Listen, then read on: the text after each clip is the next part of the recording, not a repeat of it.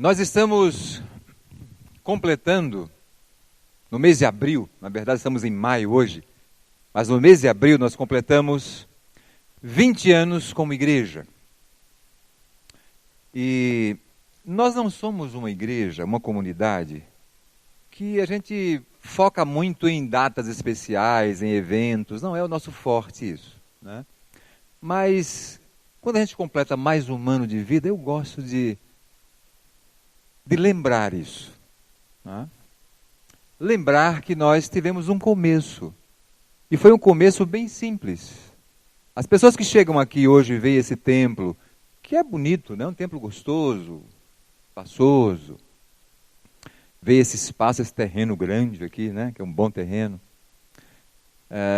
Algumas pensam que foi sempre assim, e a verdade é que não foi, né? Foram em torno de 5 a 6 famílias.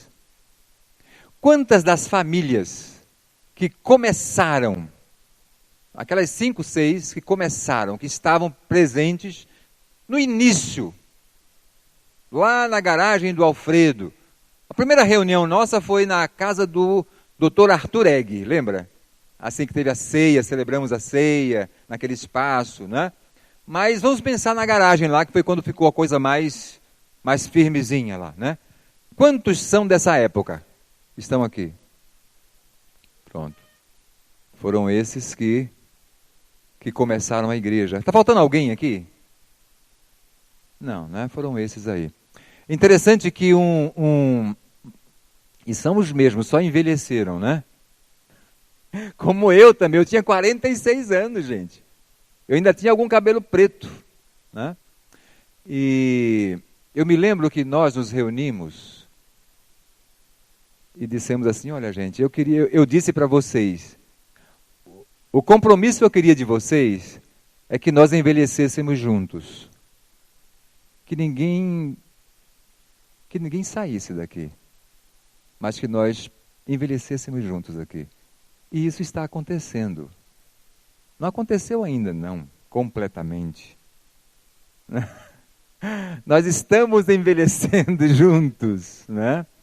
E com a mesma amizade, com o mesmo amor, com a mesma consideração. E eu vou dizer isso agora, que é um testemunho, para que vocês saibam. Teve uma pessoa que não está aqui, não faz parte dessa igreja hoje, mas que esteve aqui por um pequeno espaço de tempo, e disse para mim o seguinte: pastor, o que mais me encantou nessa igreja é que as pessoas que começaram estão lá todas. Ninguém saiu. E eu não tinha assim nunca parado para perceber isso assim, né? E outra pessoa percebeu isso e disse para mim, eu disse: que coisa boa, né? Não é que quem começou tem mais importância que ninguém, absolutamente, é todo mundo igual. Mas eu acho que é gostoso para a gente que estava no início, ver hoje o que é hoje a nossa igreja, né? Lembrar das fases, na casa do Alfredo primeiro, aqueles banquinhos que a gente não tinha como encostar, era banco mesmo assim, sem encosto, a gente sentava naquele banco ali, né? Era o Pedrinho e o Lucas que tocavam, e o Abner, no comecinho, né? E era tudo bem assim, amador, ainda hoje é amador, e eu acho bonito ser amador. E era tão gostoso aquilo, né? Tão gostoso. Depois a gente saiu dali e alugou o templo da igreja menonita, na Teolindo Ferreira Ribas aqui. Eles usavam à noite e nós usávamos pela manhã. Depois o Alfredo chegou para mim, o Alfredo disse: olha, gente, eu vi um terreno que seria um sonho. Aí a gente saiu de lá, todo mundo, a igreja toda saiu de lá, já tinha mais gente, e viemos aqui, olhar esse negócio, nossa, que coisa, era uma escola, bem velho, cheio de mato cobrindo aqui, era uma escola desativada. Se a gente pudesse comprar isso. Aí fizemos uma proposta, né? A dona dessa escola. E ela aceitou a nossa proposta. E nós demos tudo o que tínhamos. E assumimos 10 prestações de R$10 mil. E ela confiou na gente. Eu me lembro que todo mês eu ia na casa dela, né, com o recibo do depósito para ela de R$10 mil, até terminar. Depois juntamos dinheiro mais 5 anos. E demos início à construção do templo aqui. Eram umas casinhas antigas, nós Aqui atrás tinha uma casinha como aquela ali, só que era mais comprida. E nós tiramos algumas paredes, colocamos umas vigas segurando ali e fizemos um salão grande. Era bem comprido, assim, comprido, longo e fino, né? E a gente se reunia ali. E era muito gostoso também. Tudo isso era bom. Nada era difícil, nada era sacrificial. Tudo isso era gostoso. A gente via gente ali chegando, vindo gente nova. Era muito gostoso.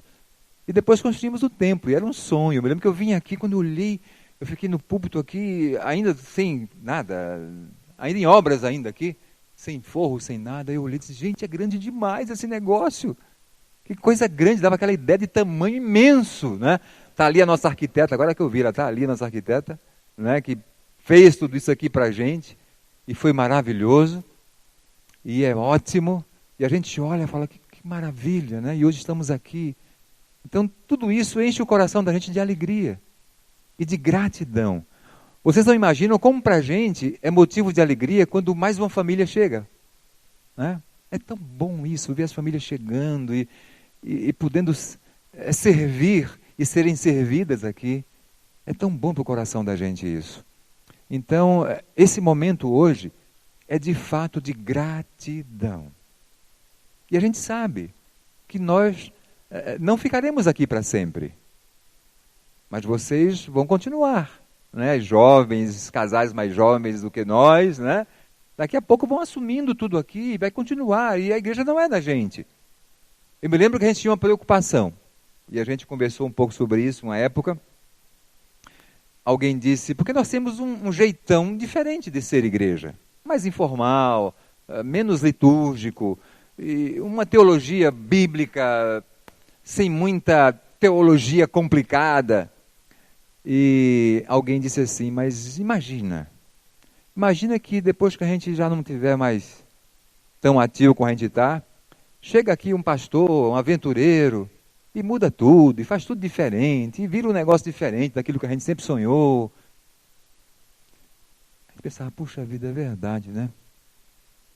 Mas eu cheguei um dia que eu disse, gente, espera aí, a igreja não é da gente. O jeitão tem que ser o nosso jeitão. A igreja é de Deus. E Deus vai cuidar. Deus sabe da intenção da gente. E Deus não vai permitir que um aventureiro chegue aqui e faça tudo assim ao avesso do que a gente pensa, do que a gente acredita. Que não seja uma igreja bíblica, como a gente tem sido. Então, não vamos ter medo, não. É Deus quem vai conduzir. É Deus quem vai mostrar. É Deus quem vai fazer. Então a gente ficou mais em paz quando a gente sentiu isso no coração, né? A gente, às vezes, fica pensando, a gente tem tanto trabalho, né? Eu me lembro da gente espalhando brita aqui, lembra? A gente mandou uns caminhões de brita vir para cá, era muita lama ali, a gente espalhava brita em tudo que era lugar para estacionar os carros. A gente mesmo vinha fazer isso no sábado, depois de um churrasquinho aqui, a gente comia o churrasco. Era assim, e então a gente tem aquele amor, aquele apego, mas não podemos esquecer, não é nosso, nada aqui é nosso. É de Deus. Ele que cuidou, Ele que sustentou até hoje, numa pandemia que muitas igrejas pararam de fazer o que faziam, de sustentar missionários, e nós não paramos nada. Graças a Deus. A pandemia em 2 anos sem reunião aqui, e as pessoas foram fiéis, e nós conseguimos manter todos os nossos compromissos financeiros em dia. E mais do que isso, as pessoas foram mantidas na fé e continuam, que é mais importante do que recurso financeiro, gente. Recurso financeiro é um meio para a gente subsistir, só isso, mas o que importa são as pessoas. A igreja são pessoas, não são cadeiras, não é templo, não é nada. Se não tivesse isso aqui, nós estaríamos aqui do mesmo jeito, numa choupanazinha simples, numa tenda. E seria tão bom quanto. Então não é isso. Somos nós. Nós é que importamos. Não são os equipamentos, não é uma liturgia pesada, não é. Não, somos pessoas. Isso é que importa. E nós somos essa igreja. Mas nós também não somos a igreja. Nós somos uma pequenina, minúscula parte da igreja, que é o corpo de Cristo. Essa é a igreja. E nós fazemos parte desse corpo em toda a terra, que é o corpo de Jesus. São as mãos de Cristo, os pés de Cristo. É onde Cristo age. E como Ele age é através do povo de Deus. E eles estão espalhados em todos os lugares. Tem muita gente que é povo de Deus que você não imagina onde elas estão. E são povo de Deus. Não somos perfeitos. Nenhum de nós é perfeito. Mas fazemos parte desse corpo que é perfeito. Porque é o corpo de Cristo. Eu me lembro que um casal chegou para mim outro dia e disse, olha, a gente é meio complicado, né? Um casal de visitantes. E eu não falei, mas devia ter falado, olha para mim, você sabe o quanto eu sou complicado? Eu sou muito complicado. Não tem ninguém aqui que não seja complicado, gente, viu? Eu conheço todo mundo. Todo mundo. Não tem ninguém que não seja complicado. Todos nós temos dois lados. Um lado maravilhoso, que a gente faz questão de mostrar, e um lado que a gente guarda só pra gente. Não é?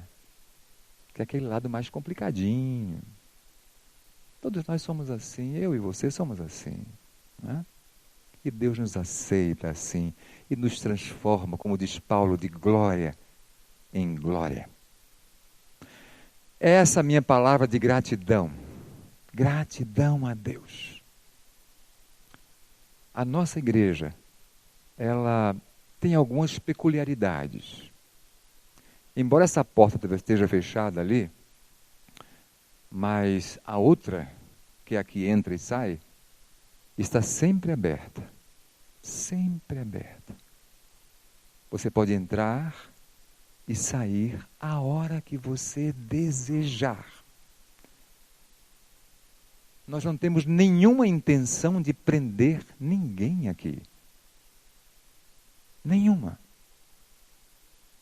Enquanto aqui é um lugar que você se sente amado, querido, um lugar onde você quer amar e ser amado, permaneça. Se algum dia você achar que tem algum lugar onde você vai servir melhor, vá com a nossa bênção. Nós não temos essa questão, sabe, de... Eu me lembro que alguém ligou para mim há pouco tempo, passou um tempinho aqui na nossa igreja e disse, olha, eu agora estou morando em tal lugar, é mais perto, você pode mandar carta para a gente? Eu disse, carta? Nós não temos carta. Não temos carta, não. Você pode ir quando você quiser e entrar quando quiser entrar. Eu não vou pedir carta de ninguém para você vir para cá. Não existe isso aqui. Não prendemos ninguém, nem soltamos ninguém. Vocês são livres. Completamente livres. Eu acho que essa é uma diferença importante. Para mim isso é muito importante, porque é assim que Deus nos quer.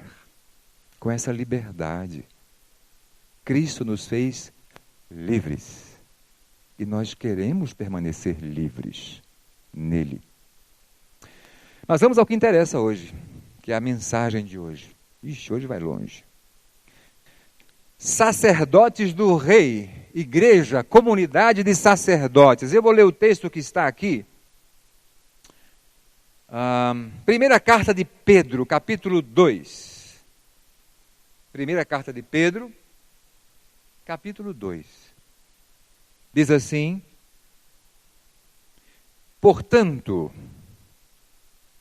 abandonem tudo que é mal, toda mentira, fingimento, inveja e críticas injustas. Sejam como criancinhas recém-nascidas, desejando sempre o puro leite espiritual, para que bebendo dele vocês possam crescer e ser salvos. Pois como dizem as Escrituras Sagradas, vocês já descobriram por vocês mesmos que o Senhor é bom. Cheguem perto dele. A pedra viva que os seres humanos rejeitaram como inútil, mas que Deus escolheu como de grande valor. Vocês também, como pedras vivas, deixem que Deus os use na construção de um templo espiritual, onde vocês servirão como sacerdotes dedicados a Deus. E isso para que, por meio de Jesus Cristo, ofereçam sacrifícios que Deus aceite.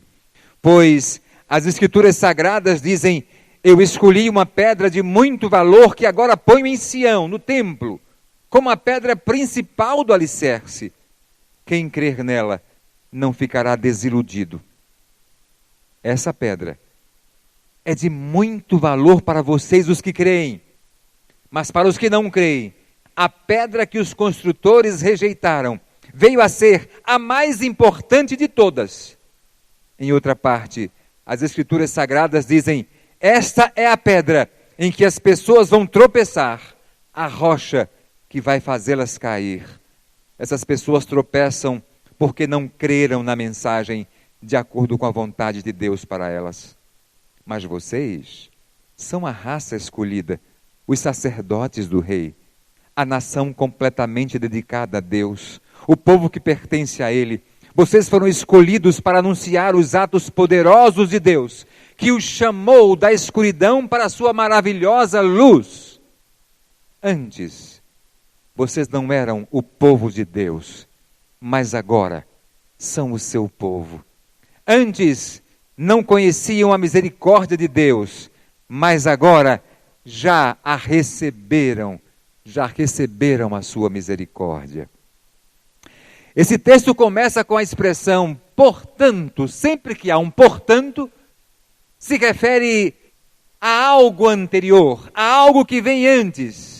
E se refere quando Pedro nos fala aqui: pois vocês, um pouquinho antes, versículo 23 do capítulo 1, pois vocês pela palavra viva e eterna de Deus nasceram de novo como filhos de um Pai que é imortal e não de pais mortais. Então Pedro está dizendo: eu estou dizendo isso a vocês porque vocês, pela viva e eterna palavra de Deus, nasceram de novo. Ele está dizendo: vocês foram gerados pela palavra de Deus. Nós fomos gerados, olha como isso é lindo. Nós fomos gerados para a imortalidade por uma palavra que é imortal. Nós podemos entender que essa palavra é a palavra criadora de Deus, o próprio Jesus Cristo, aquele que o apóstolo João nos diz que estava no princípio com Deus e era Deus. É essa palavra criadora que nos gerou em nosso novo nascimento. Nós tivemos 2 nascimentos. Nós nascemos de pais humanos e herdamos dele a humanidade, e fomos gerados agora pela palavra, que é imortal. E fomos gerados imortais por essa palavra em nosso novo nascimento. E ele diz aqui: todos os seres humanos são como a erva do campo, e a grandeza deles é como a flor da erva. A erva seca e a flor cai. Nós fomos gerados inicialmente por pais humanos, e seres humanos são assim, infinitos, como a erva. E o melhor que podem fazer é tão frágil e efêmero quanto a flor da erva. A erva seca e a flor cai. Isso é tudo que nós podemos fazer como seres humanos. E aí ele conclui: mas a palavra do Senhor dura para sempre. Mas a palavra que nos gerou em nosso novo nascimento é eterna e gerou em nós uma nova e eterna vida. Veja, não é lógico isso? Isso é lógico, né? Nascemos de pais humanos e herdamos deles a humanidade, o pecado, a vida humana. Nascemos da palavra de Deus, que é perfeita e imortal, e nos tornamos imortais. Nascemos pela palavra, gerados por Ele, por Jesus Cristo. O melhor que os seres humanos podem fazer é finito, efêmero, passageiro. Mas a palavra de Deus é eterna e nos gerou para sempre nessa nova vida. É por tudo isso que Pedro inicia o texto que lemos dizendo, portanto, por isso, porque vocês são essa nova vida. Então, abandonem tudo que é contra a palavra que gerou vocês. E sejam como criancinhas, como bebês, recém-nascidos, desejando sempre o puro leite espiritual, para que bebendo dele vocês possam crescer e ser salvos. Assim como o recém-nascido deseja e precisa do leite materno, desejem, busquem, encontrem e bebam desse leite espiritual que os fará crescer. Não é isso que o leite materno faz com a criança, com o bebê? Acontece às vezes acidente em que o bebê não pode mais beber o leite, por alguma coisa secou o leite da mãe ou não deu leite à mãe por alguma razão. E é difícil para ele. Aquele leite é importantíssimo porque ele faz ele ter vitalidade, faz ele crescer, vigoroso, forte. E se diz aí que enquanto o bebê mama no peito, não adoece. Tem imunidade. É um leite precioso, muito precioso. Assim, Pedro diz, amamentem-se do leite espiritual, da palavra de Deus, desse puro leite, para que vocês cresçam e deixem de ser crianças. Vai chegar um momento que você não precisará mais do leitezinho de criança, mas de uma comida mais grossa, mais forte. Vai chegar esse momento, você vai crescer, né? Não vai ser criancinha a vida inteira. O grande problema de muitos cristãos é que estão sempre precisando daquele leitinho. Não crescem nunca. Não amadurecem nunca. Isso não é normal. Imagine uma criança de 12 anos querendo beber mamar no peito da mãe. Vai ser complicado isso. Nós crescemos e aí começamos a buscar um conteúdo mais elaborado. Nessa mesma palavra que nos gerou, ela vai nos mostrando coisas mais profundas. Isso. E vamos crescendo a cada dia mais, a cada dia mais. É impossível crescer sem que isso aconteça pela palavra da qual fomos gerados. Nós crescemos quando nos alimentamos da palavra que nos gerou. E não de qualquer outra fonte que haja por aí. Não. É da palavra, é dela. É ela que nos faz crescer, porque foi ela que nos gerou. E aí Pedro diz, vocês já descobriram por vocês mesmos que o Senhor é bom. Quer dizer, através das nossas experiências com Ele, nós descobrimos. Através das experiências que temos com a verdade da palavra, nós entendemos o quanto esse nosso Deus é bom. Deus é bom. E essa certeza é ela que nos faz enfrentar a vida com os seus mistérios. E mesmo assim, crer pela fé que tudo acabará bem se estamos com Ele. A vida tem mistérios? Claro que tem. Há muita coisa que eu gostaria de saber, mas não sei. Não me foi revelado. Há mistérios na vida? Sim, há mistérios.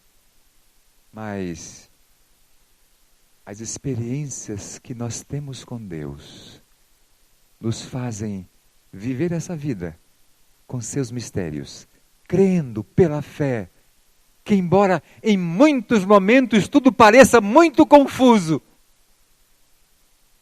mas tudo acabará bem para aqueles que andam com Deus. Tudo acabará bem. Vamos sofrer. Vamos ter momentos gloriosos aqui na terra. Vamos ter sim, de muita alegria, de muita paz, de muita coisa boa. Mas também teremos momentos, já tivemos e estamos tendo momentos onde tudo será difícil. quando não entendemos por que está acontecendo. Quantas vezes eu já disse a Deus: Senhor, olha, eu me submeto ao que está acontecendo, mas eu não estou entendendo. Como é que isso pode gerar um bem na minha vida? Mas eu creio que tudo acabará bem. É isso. É essa esperança que nós temos que faz diferença nas nossas vidas. Tudo acabará bem quando nós estamos com Ele. E aí Pedro continua dizendo: cheguem perto dele. Cheguem perto dele a pedra viva que os seres humanos rejeitaram como inútil, mas que Deus escolheu como de grande valor. Nós só teremos coragem para nos aproximarmos de Deus quando tivermos a certeza de que Deus é realmente bom e é sempre bom. Qualquer dúvida que nós tenhamos sobre isso nos fará rejeitá-lo. Aqueles que rejeitam Jesus Cristo é porque não sabem e não creem o quanto Ele é bom. Se soubessem, não o rejeitariam. Mas quando nós temos alguma dúvida se Ele é bom, nós vamos procurar outros meios para sermos felizes, como a grande maioria dos seres humanos faz. Na carta aos Hebreus, há um texto muito interessante que nos diz assim, capítulo 4, versículo 14: portanto, fiquemos firmes na fé que anunciamos, pois temos um grande sacerdote poderoso, Jesus, o Filho de Deus, o qual entrou na própria presença de Deus. O nosso grande sacerdote não é como aqueles que não são capazes de compreender as nossas fraquezas. Pelo contrário. Temos um grande sacerdote que foi tentado do mesmo modo que nós, mas não pecou. Por isso tenhamos confiança e cheguemos perto do trono divino, onde está a graça de Deus. Ali receberemos misericórdia e encontraremos graça sempre que precisarmos de ajuda. O texto diz: quando cremos que na sua presença encontraremos graça e misericórdia, nós teremos coragem para nos aproximarmos dele e então provaremos do seu completo amor.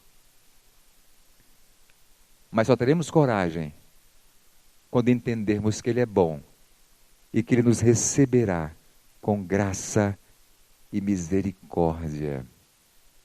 Enquanto nós tivermos dúvida disso, enquanto acharmos que vamos chegar diante de Jesus e Ele vai dizer: você não te aceito, você tem pecados, e com esses pecados eu não te aceito. Enquanto acharmos isso, nós não teremos coragem de nos aproximarmos dele.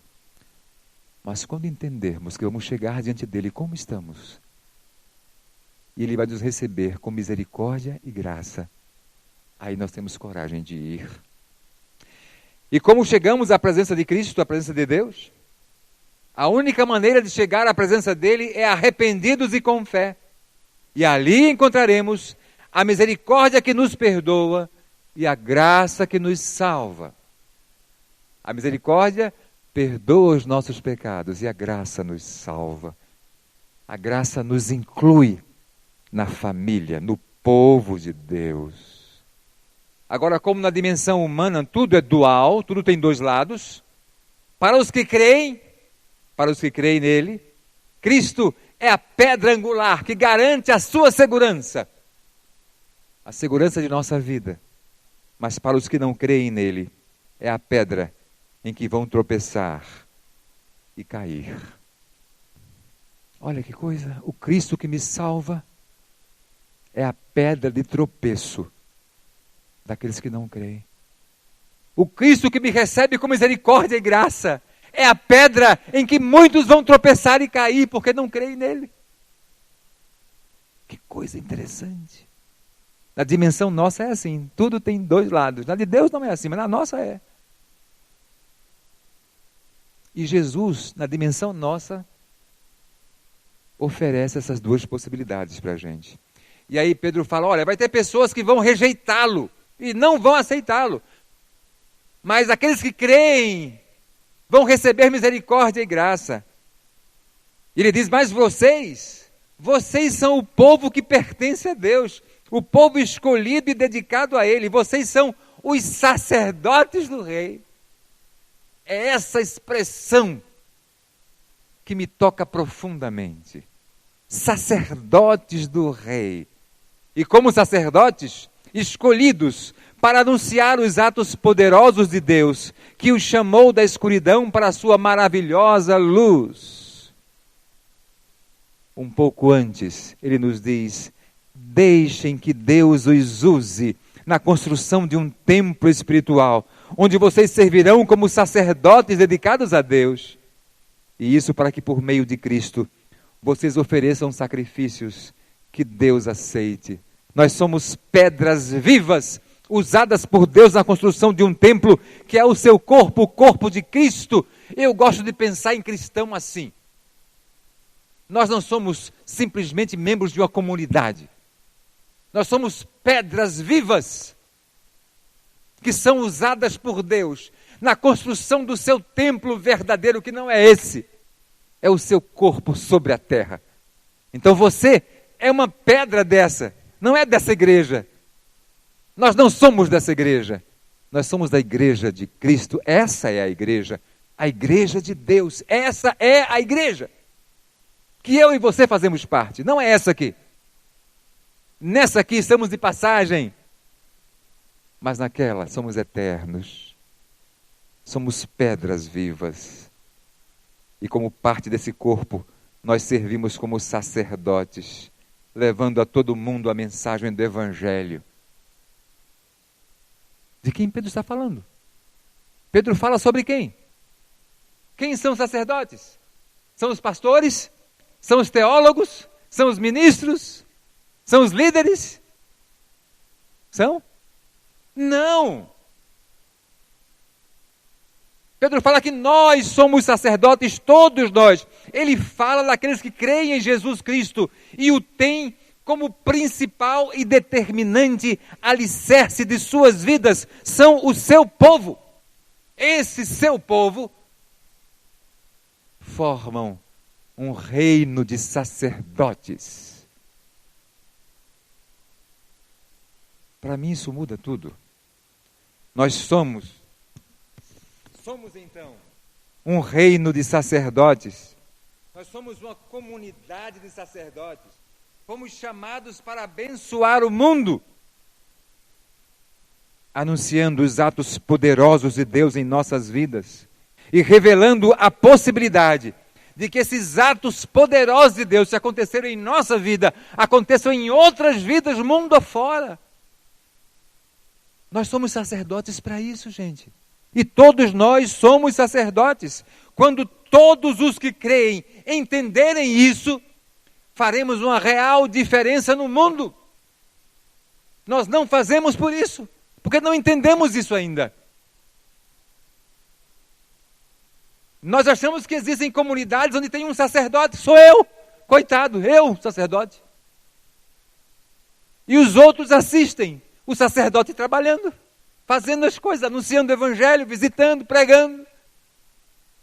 Enquanto pensarmos assim, nós não faremos diferença.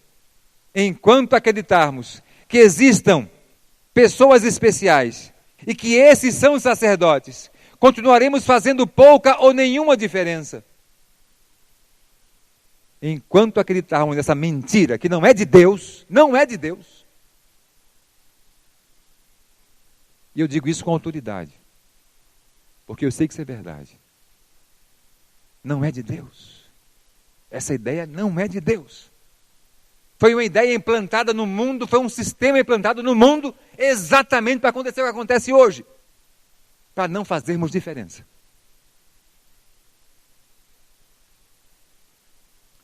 É como o Disseu comentou aqui, quando você entrar aqui, não entre para querer receber, mas para dar, para servir, para amar, para abençoar.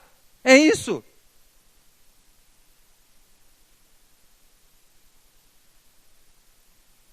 para isso que somos igreja. É para isso que somos sacerdotes. E nós somos sacerdotes não para agir aqui dentro, gente. Não é aqui o nosso trabalho. É na vida. Nós somos sacerdotes na nossa vida. Aqui dentro não tem nada para fazer, não. Fazer o que aqui? Arrumar o som? Limpar? Não, aqui não tem nada para fazer. Aqui é a reunião dos sacerdotes para louvar juntos, sabe, aprender um pouquinho mais, para ser exortado, para exortar uns aos outros, saber como é que os outros estão, abençoar os outros. Essa reunião é para isso. Mas não tem tanto o que fazer aqui dentro, não. É na sua vida que tem o que fazer. É lá que tem o que fazer. É lá que você é sacerdote, começando do seu lar, da sua casa, da sua família. É lá que você é sacerdote. Olha, gente, eu vou confessar uma coisa para vocês. Eu sou pastor há 41 anos. E eu demorei para enxergar essa verdade. Sabe por quê? Porque eu vivia num sistema, eu aprendi num seminário que era assim. Que eu chegaria numa igreja e ia mandar o pessoal obedecer. Que eu ia ser o sacerdote da igreja. E eu ia simplesmente ensinar as pessoas. Isso não é verdade. Me enganaram. Com toda boa intenção, porque o sistema é esse. Mas isso não é verdade. Eu sou tão sacerdote quanto vocês. Tão quanto vocês. Ou eu não sou tanto quanto vocês não são. Eu demorei muito para enxergar essa verdade, mas depois que eu enxerguei, muita coisa deixou de ter sentido. E outras começaram a fazer sentido. Sabe, é difícil falar, porque às vezes eu vejo coisas acontecendo. Eu vejo aquelas cadeiras imensas atrás, cheias de homens sentados. Os homens especiais. Isso não existe. Isso é heresia, não é bíblico. Não há ninguém mais especial do que ninguém aqui. Eu estou aqui em cima somente porque é melhor para falar e vocês ouvirem, vocês me verem, só por isso. Não existe isso. Pessoas especiais, selecionadas. Essas são as pessoas cujas orações vão subir aos céus. Que mentira! Bobagem. Bobagem. E eu nasci e cresci numa igreja assim. Começava o culto, entrava o pastor sozinho assim, tocando uma marcha, e ele entrava e ficava de pé, calado. Aí entrava o ministro de música do lado dele. Daqui a pouco os diáconos entravam e sentavam nos bancos da frente da igreja. 30 diáconos. Era uma igreja com 3.000 pessoas. 30 diáconos na frente. Daqui a pouco entrava o coral lá atrás. Cada fileira de um lado. Nossa, que coisa maravilhosa. Homem. Aí eu ficava sentadinho ali dizendo, nossa. Olha, eu quando apertava a mão do meu pastor na saída, eu tremia. Porque era alguém especial demais. Era alguém assim, meu Deus, esse homem. Foi assim que eu cresci e fui ensinado. É por isso que eu demorei tanto para entender a verdade. Nós somos sacerdotes de Deus, se cremos. Se cremos. Vocês foram escolhidos para anunciar os atos poderosos de Deus que os chamou da escuridão para a sua luz. De quem Pedro está falando? Quem é que foi escolhido, gente? Os pastores? Não. Aqueles que creem. Eu entendo que mais uma vez ele fala dos que creem em Jesus Cristo. Se eu e você cremos, então é para nós. Fomos chamados para anunciar. Somos igreja, corpo vivo de Cristo, para anunciar o que Ele fez em nossas vidas.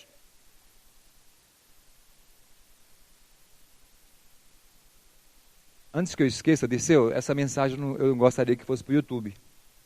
Tá? Por que eu estou dizendo isso? Porque vai ter gente daquela minha igreja lá antiga, que vai dizer, olha só, ele está falando da nossa igreja. Que eu sei que assiste, né? E eles não têm culpa, não. É porque foram ensinados assim. E eu também fui ensinado assim. A culpa não é deles, não. Não estou criticando, não. Estou só dizendo que isso não funciona. Não funciona. Pedro fala de nós. eu e você somos chamados para anunciar, somos igreja, somos corpo vivo de Cristo, para anunciar o que Ele fez em nossas vidas. Nós não paramos a vida para anunciar, mas anunciamos enquanto vivemos. Nossa vida anuncia o que cremos, porque ela agora é o resultado do que Deus fez por nós. Se a minha vida é o resultado do que Deus fez por nós, a minha vida anuncia. Eu não tenho que fazer muita propaganda, não. A minha vida já deve anunciar. A pergunta é, a minha vida é assim?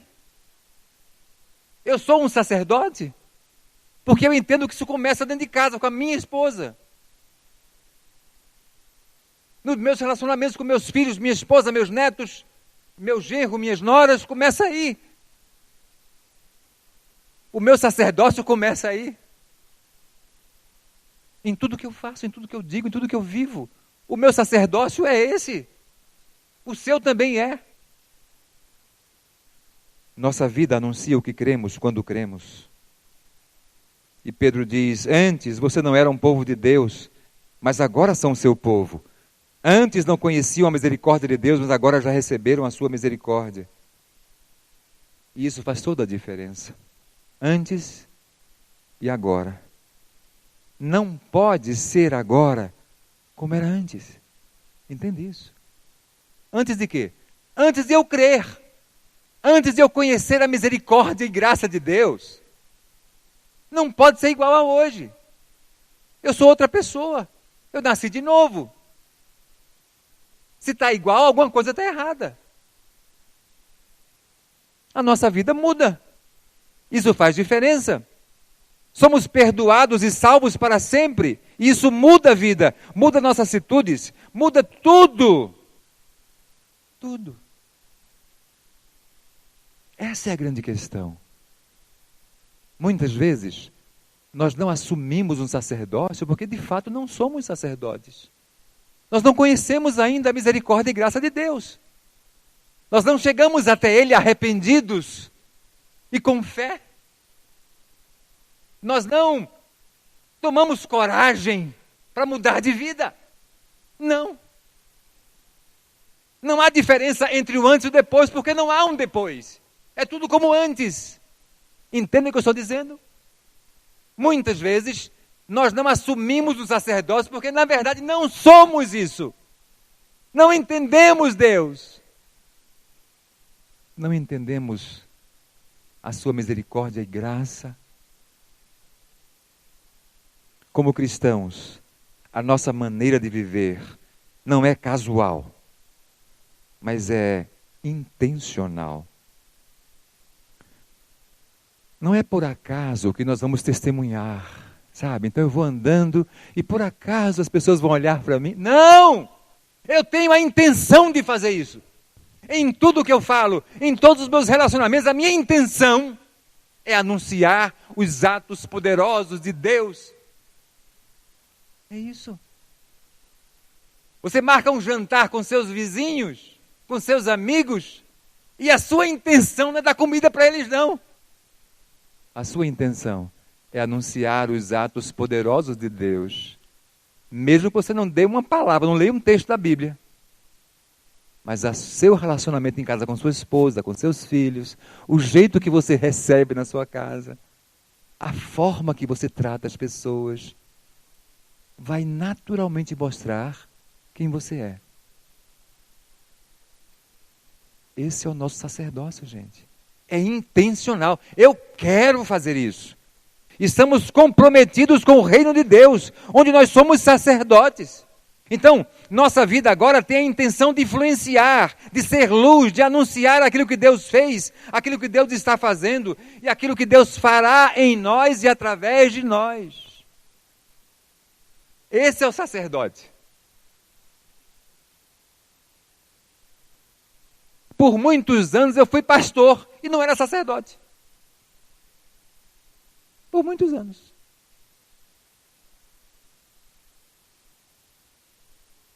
Entenderam o sacerdócio que todos nós temos? Talvez, se nós tivéssemos igrejas de sacerdotes, não precisaríamos tanto de pastores.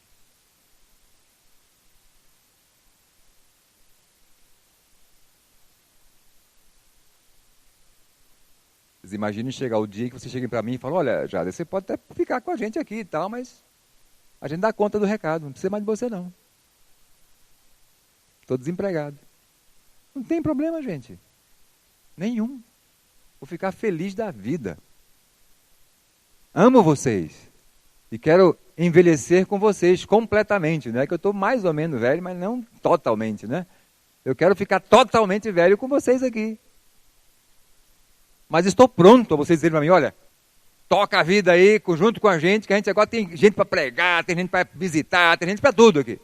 Está cheio de sacerdote aqui dentro. Ótimo, vamos embora, juntos. Essa é a vida dos sacerdotes. E eu quero ser alguém assim.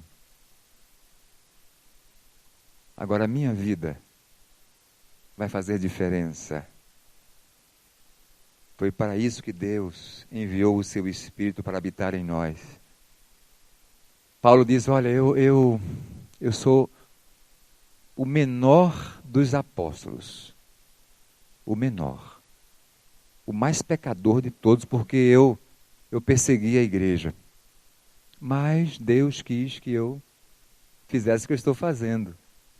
E eu luto para que essa graça dele não tenha sido em vão na minha vida.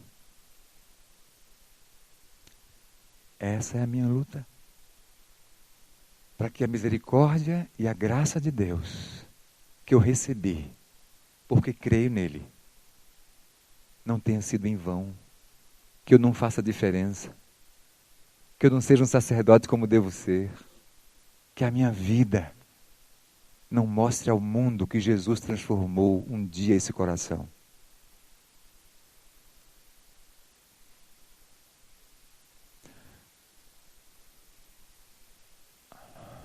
Somos sacerdotes. Tire da sua mente essa ideia de que há alguém especial aqui. E que é pago para fazer isso.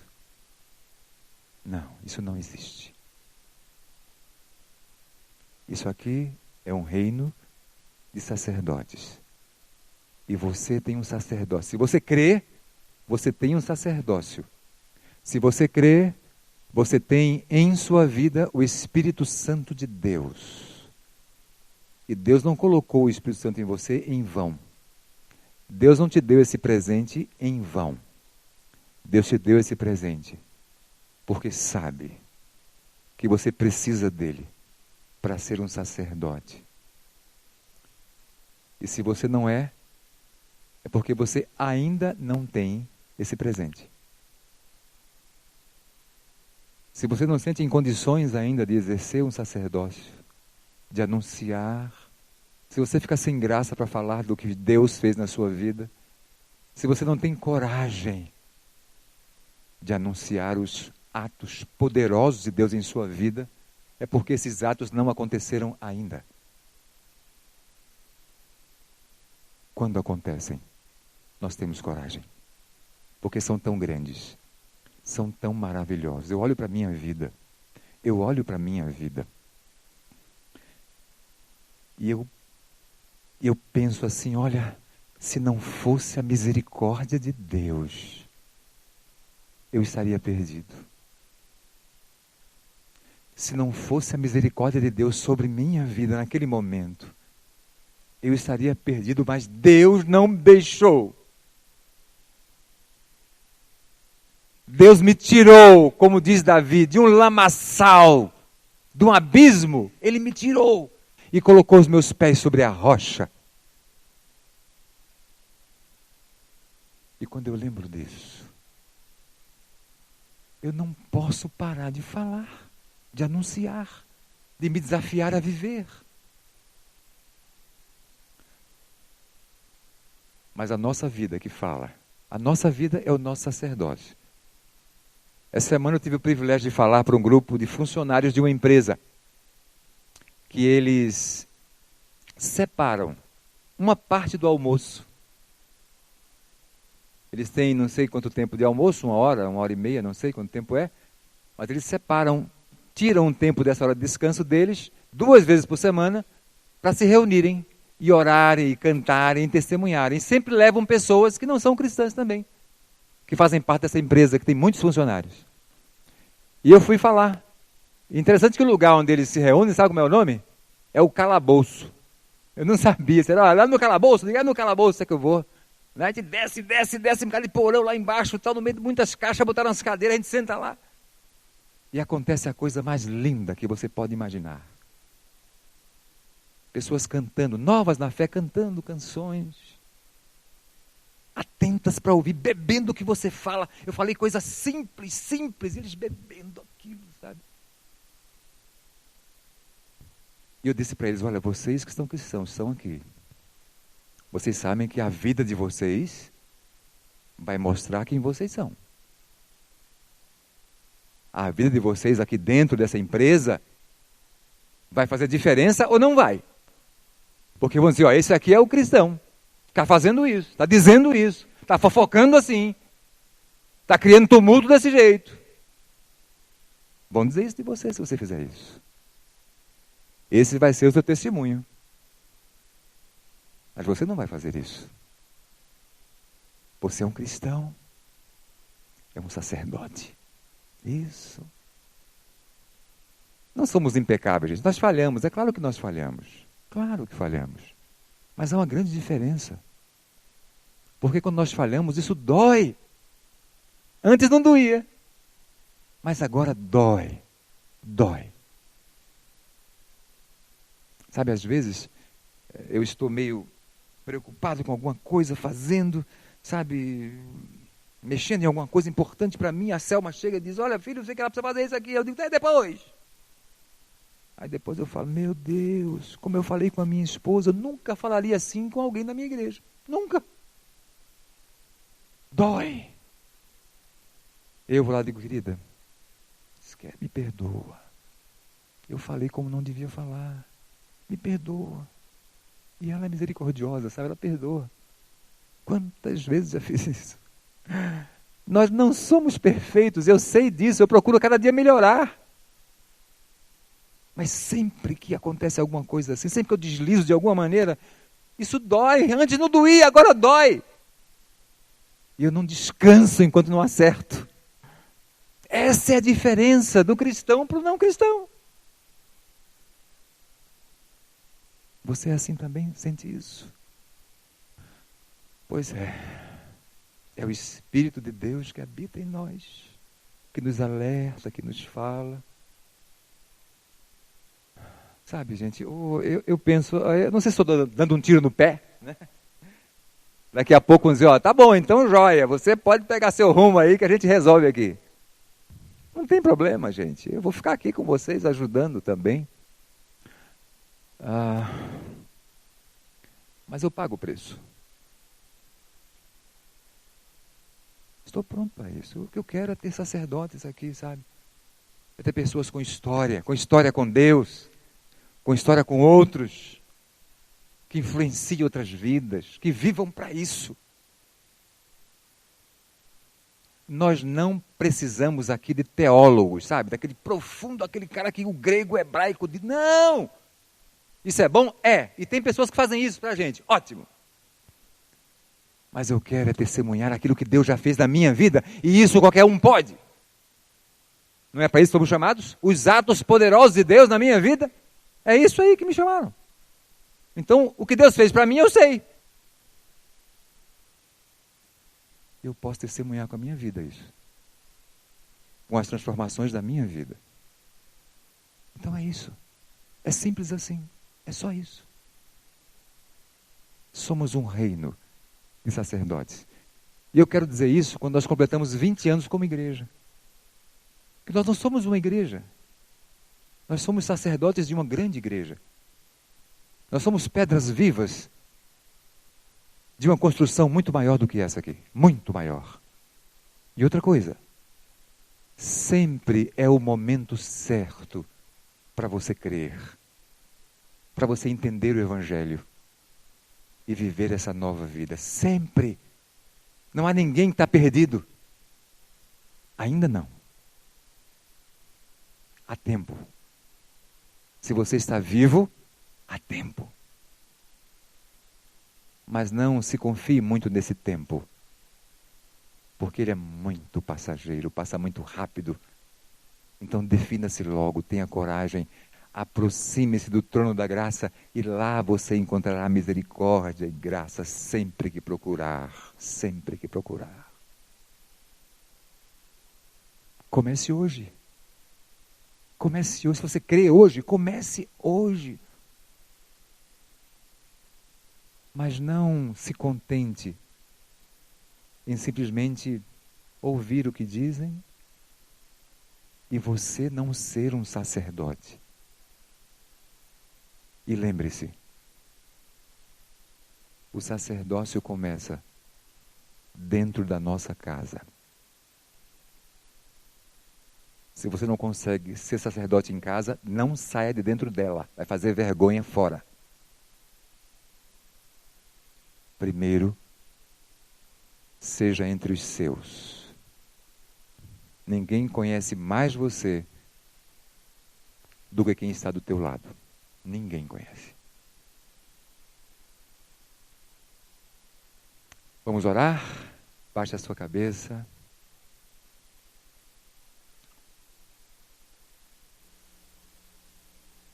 Senhor Deus, eu creio nisso que eu falei hoje aqui, Pai. Eu creio que essa é a Tua palavra, é a Tua mensagem, é o que a Bíblia nos diz e eu creio nela de ponta a ponta.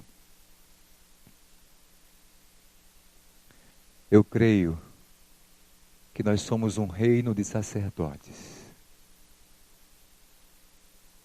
Que o Senhor não tem outro tipo de pessoa no Teu reino. Mas só sacerdotes. O Senhor só chamou sacerdotes.